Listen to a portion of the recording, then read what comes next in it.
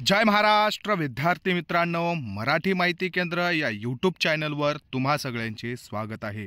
विद्यार्थी मित्रांनो, तुमच्यासाठी अजून एक पदभरतीची जाहिरात घेऊन आलेलो आहे। तुमचा जर DMLT, PGDMLT, MLT वगैरे झालेला असेल तर लॅब टेक्निशियनसाठी, त्याचबरोबर क्षयरोग प्रयोगशाळा पर्यवेक्षकचे, वरिष्ठ उपचार प्रयोगशाळेचे असे वेगवेगळ्या पदांसाठी ही पदभरती होत आहे। ही पदभरती कल्याण डोंबिवली महानगरपालिकेद्वारे करण्यात येणार आहे। राष्ट्रीय क्षयरोग दूरीकरण कार्यक्रम जो आहे, TB डिपार्टमेंटचा हा कार्यक्रम आहे। यामध्ये तुम्हाला पोस्टिंग दिली जाणार आहे। आता हे जे पद आहेत हे फक्त करार तत्वावर भरून घेतले जात असून थोड्या वेळाच्या नंतर NHM सारखं याचा सुद्धा एक GR प्रसिद्ध झालेला आहे। यामध्ये तुम्हाला 10 वर्षाच्या कालावधीनंतर परमनंट करण्याचे चान्सेस आहेत। तर चला व्हिडिओला सुरुवात करूया। तुम्ही जर चॅनलवरती नवीन असाल तर चॅनलला नक्की सबस्क्राइब करा। कल्याण डोंबिवली महानगरपालिका जी आहे त्यामध्ये वैद्यकीय आरोग्य विभागाकडील राष्ट्रीय क्षयरोग दूरीकरण कार्यक्रम जो आहे, वैद्यकीय आरोग्य विभाग जो आहे DHS, त्यांच्याकडे राष्ट्रीय क्षयरोग दूरीकरण म्हणून एक NTEP नावाचा कार्यक्रम आहे आणि त्या कार्यक्रमामध्ये 29/10/2025 पर्यंतच्या कालावधीसाठी करार तत्वावर एकत्रित पद्धतीनं मानधन गुणांकन पद्धतीनुसार भरण्यासाठी अर्ज स्वीकारण्यात येणार आहेत। बघा, 29/6/2025 पर्यंतच हे पद आहेत। जवळपास 4-5 महिन्याचा कालावधी असणार आहे। 28/1/2025 रोजी आयोजित करण्यात आले आहे। तर यामध्ये अर्ज तुम्हाला करायचा आहे आणि या अर्जाची छाननी जी आहे ती 28 जानेवारी रोजी करण्यात येणार आहे आणि तिथं रिझल्ट लागल्याच्या नंतर तिथून पुढे 8 दिवसामध्ये तुम्हाला जॉईन करायचं असतं। म्हणजे जवळपास तुम्हाला फेब्रुवारीच्या पहिल्या वीकमध्ये इथं जॉईनिंग मिळू शकते। तुम्ही जर क्वालिफाईड असाल तर नक्की फॉर्म भरा। तर चला बघूया कोणते कोणते पद आहेत, काय असणार आहे क्वालिफिकेशन, तुम्हाला एज लिमिट काय आहे आणि पेमेंट किती आहे, या सगळ्या संदर्भात आपण डिटेल्समध्ये माहिती पाहू। पहिलं पद आहे सिनियर ट्रीटमेंट सुपरवायझरसाठी। त्यामध्ये bachelor degree in recognised sanitary inspector course, तुमचं कमीत कमी सॅनिटरी इन्स्पेक्टरचा कोर्स झालेला पाहिजे। त्यानंतर तुमचा कॅम्प्युटर सर्टिफिकेटचा कोर्स असायला पाहिजे, म्हणजे तुमचे MSCIT वगैरे, आणि त्यानंतर तुमच्याकडं 2 व्हीलरचं परमनंट लायसन असणं गरजेचं आहे। तर तुम्ही यासाठी अप्लाय करू शकणार आहात। विद्यार्थी मित्रांनो, 18 ते 65 वर्षाची वयोमर्यादा ठेवण्यात आलेली आहे। यामध्ये पूर्ण 4 पदं भरून घेतले जात आहेत। 20,000 रुपये तुम्हाला महिन्याला पेमेंट देण्यात येणार आहे। त्यानंतर दुसरं पद भरून घेतल्या जाणार आहे सिनियर लॅब सुपरवायझरचं, TB डिपार्टमेंटमध्ये सिनियर TB लॅब सुपरिटेंडंटचं। त्यामध्ये तुमचं ग्रॅज्युएशन आणि diploma in medical laboratory technology, म्हणजेच तुमचं ग्रॅज्युएशन असायला पाहिजे आणि ग्रॅज्युएशन नंतर तुमचा DMLTचा डिप्लोमा झाला असेल तर तुम्ही अप्लाय करू शकणार आहात।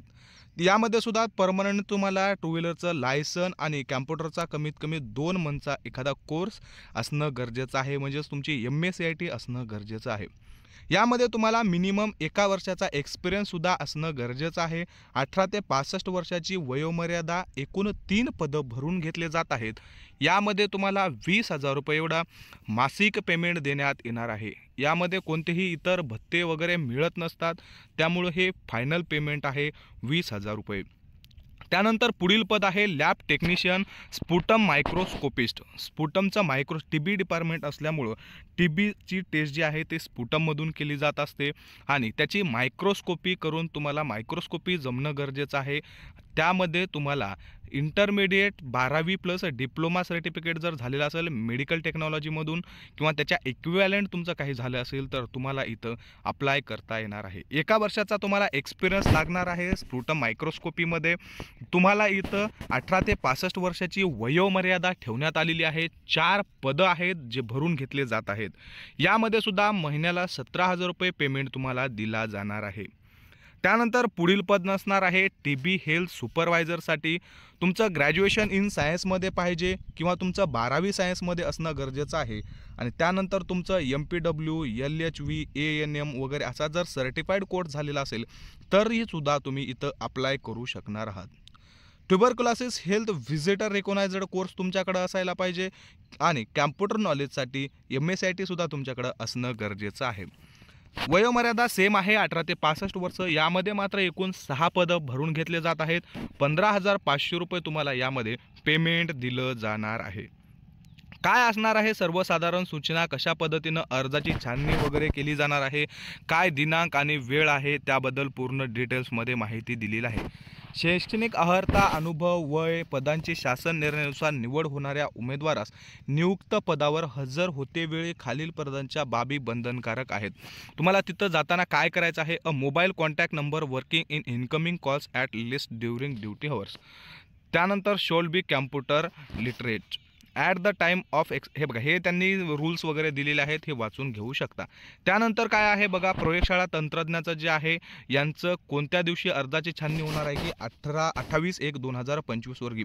सर्व पदांसाठी अर्ज स्वीकारण्याची जी वेळ आहे ते 9 ते 11 असणार आहे आणि 11 पासून पुढं तुमची छाननी होणार आहे। वेळ एकाच दिवसाचा दिलेला आहे, 9 ते 11 या वेळेत तुम्हाला अर्ज द्यायचे आहेत। 28 तारखेला सगळे जे पद आहेत या पदांसाठी। त्यानंतर त्यांनी काय दिलेले आहे की विहित वेळेत वाजेपर्यंत उपस्थित असणाऱ्या उमेदवारांकडून अर्ज स्वीकारले जातील। 9 ते 11च्या वेळेमध्येच फक्त अर्ज स्वीकारले जातील। त्यानंतर कशाही पद्धतीचे अर्ज जे आहेत ते स्वीकारले जाणार नाहीत।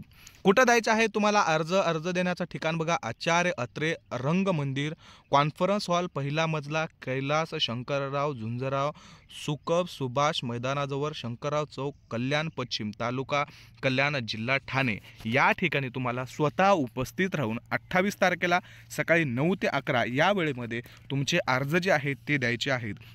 आणि सेम दिवशी, त्याच दिवशी 11च्या नंतर तुमचं जे आहे ते पेपरची छाननी होणार आहे। गुणांकन कशा पद्धतीनं केलं जाणार आहे बघा, तुम्हाला जे तुमचे क्वालिफिकेशन आहे त्या क्वालिफिकेशनसाठी जितके तुम्हाला मार्क आहेत त्याला डिवायडेशन करून तुम्हाला 50 गुण दिले जातात। तुमचं त्या वर्षी काही जर तुमची एक्स्ट्रा अप्पर लिमिट जर असेल किंवा अप्पर क्वालिफिकेशन असेल तर त्यामध्ये तुम्हाला त्याच्यासाठी 20 गुण दिले जातात आणि एका वर्षाचा एक्सपिरियन्सला 6 गुण, असे 30 गुण तुम्हाला एक्सपिरियन्सला सुद्धा दिले जात असतात। असे 100 मार्कांपैकी तुम्हाला मार्क लिहून मेरिट लिस्ट लावली जाते। गुणांकानुसार निवड करणाऱ्या उमेदवारांची प्रवर्गनिहाय गुणांकन यादी मेरिट लिस्ट तयार करण्यात येणार असून त्यानंतर उमेदवारांचे नियुक्ती आदेश निर्गमित करण्यात येणार आहेत आणि अशा पद्धतीने तुमची मेरिट लिस्ट लावली जाणार आहे। गुणांकन पद्धतीनुसार भरण्यात येणाऱ्या पदाकरिता कोणत्याही मुलाखत घेण्यात येणार नाही। तुमचं मुलाखत वगैरे काहीच घेतली जाणार नाही आहे। डायरेक्टली तुम्हाला तुमचे जे आहेत ते पोस्टिंग दिल्या जाणार आहेत मेरिट लिस्टनुसार। सोबतच्या अटी व शर्ती काय आहेत, नमुना जे दिलेला आहे अर्जाचा त्यासोबत तुम्हाला काय काय जोडायचं आहे बघा, 2 पासपोर्ट साईज फोटो असणार आहेत, फोटो ID असणार आहे, मतदान कार्ड किंवा आधार कार्ड, जन्माचा दाखला, शैक्षणिक अर्हता प्रमाणपत्र, सर्व जे तुमचे मार्कशीट आहेत ते मार्कशीट, अनुभव प्रमाणपत्र, जात वैधता प्रमाणपत्र, रहिवासी प्रमाणपत्र असेल, हे सगळे जे डॉक्युमेंट्स आहेत हे डॉक्युमेंट्स तुम्हाला त्याच्यासोबत जोडायचे आहेत। अर्जाचे जे तुम्ही अर्ज जो आहे तो अर्ज त्यांनी ॲडमध्ये दिलेला नाही आहे। मी अर्ज तुम्हाला डाउनलोड करून आपलं जे टेलिग्राम चॅनल आहे त्या टेलिग्राम चॅनलवरती देतो। विद्यार्थी मित्रांनो, अजून काही अटी शर्ती ज्या आहेत त्या त्यांनी पूर्ण इतर डिटेल्समध्ये दिलेल्या आहेत। तुम्ही जर फॉर्म भरून इच्छित आहात तर ही PDF मी तुम्हाला आपल्या टेलिग्राम चॅनलला देतो। तुम्ही तिथं जाऊन व्यवस्थितरित्या वाचून घ्या आणि एलिजिबल असाल तर 28 तारखेला नक्की ठाणे येथे जाऊन त्यांनी दिलेल्या ॲड्रेसवरती जाऊन तुम्ही तुमचे डॉक्युमेंट सबमिट करा। तुम्हाला जवळपास 6 महिन्यासाठी यामध्ये पोस्टिंग दिली जाणार आहे। विद्यार्थी मित्रांनो, आपण पूर्ण माहिती डिटेल्समध्ये पाहण्याचा प्रयत्न केलेला आहे। तुम्हाला जर दिलेली माहिती आवडली असेल तर व्हिडिओला लाईक करा। अशाच नवनवीन माहितीसाठी आपलं चॅनल सबस्क्राईब करायला विसरू नका। त्याचबरोबर आपलं टेलिग्राम चॅनल नक्की जॉईन करा। धन्यवाद।